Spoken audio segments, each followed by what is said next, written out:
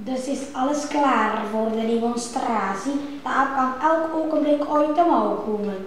En waarachtig, ze had gelijk. De jongen, wie het ook mocht zijn, rammelde aan de deurknop en sloeg met zijn vuisten op de deur. Vlug, pruiken op, handschoenen aan, schoenen aan. Het was een heel geroezemoes in de zaal van pruiken opzetten, handschoenen en schoenen aan te doen. Boy zag hoe de opperheks zelf haar masker pakte en op dat afschuwelijke gezicht van haar deed. Het was verbazend hoe het haar veranderde in een jonge vrouw. Doe open! Waar zijn die repen die je me beloofd hebt? Ik kom ze halen, geef op! Hij stinkt niet alleen, hij is nog bulziek ook. Haal die kettingen van de deur en laat hem binnen. Een van de heksen deed de deuren open. Ja, hallo, hij komt voor die chocoladerepen die je beloofd hebt, is het niet? Ze liggen al op je te wachten. Een jongen, genaamd Bruno, kwam de zaal binnen. Beste jongen, je repen liggen al op je te wachten. De stem van de opperheks klonk nu heel vriendelijk en zacht. Oké, waar zijn nu mijn chocoladerepen? Boy zag hoe de heks de deur heel stil terug toedeed, maar Bruno merkte niets op. Hij had het veel te druk met om zijn chocoladerepen te vragen.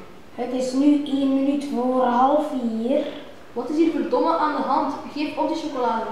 Nog 30 seconden. Bruno rukte zich los en staarde haar aan. 20 seconden. Geef me die chocolade en laat me eruit. 15 seconden. Kan een van jullie mafkezen me misschien zeggen wat het hier moet voorstellen?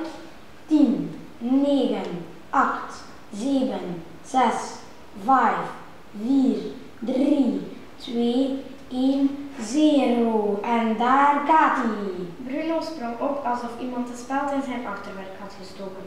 Hij landde op een tafeltje dat op het podium stond. De wekker is afgelopen. De muizenmaker Taidrang begint te werken. De opperheks begon rond te dansen en zong. Dit smerig, vuil stuk ongeluk, dit walkalaaikolosje wordt nu in één ogenblik een snoeperig lief muisje. Bruno werd steeds kleiner en kleiner. Er verscheen bruin haar op zijn lichaam, hij kreeg een staart en 4 pootjes. Bravo, het is haar gelukt. Het is fantastisch, geweldig. O, oppergewiekste. De opperheks haalde een muizenbal uit de mouwen van haar jurk en begon hem te spannen. Waar is hij? Waar is die muis gebleven? Ze kon hem niet vinden. Hij was van de tafel gesprongen en weggekropen. Nou ja, doet er niet toe. Stilte, zitten jullie.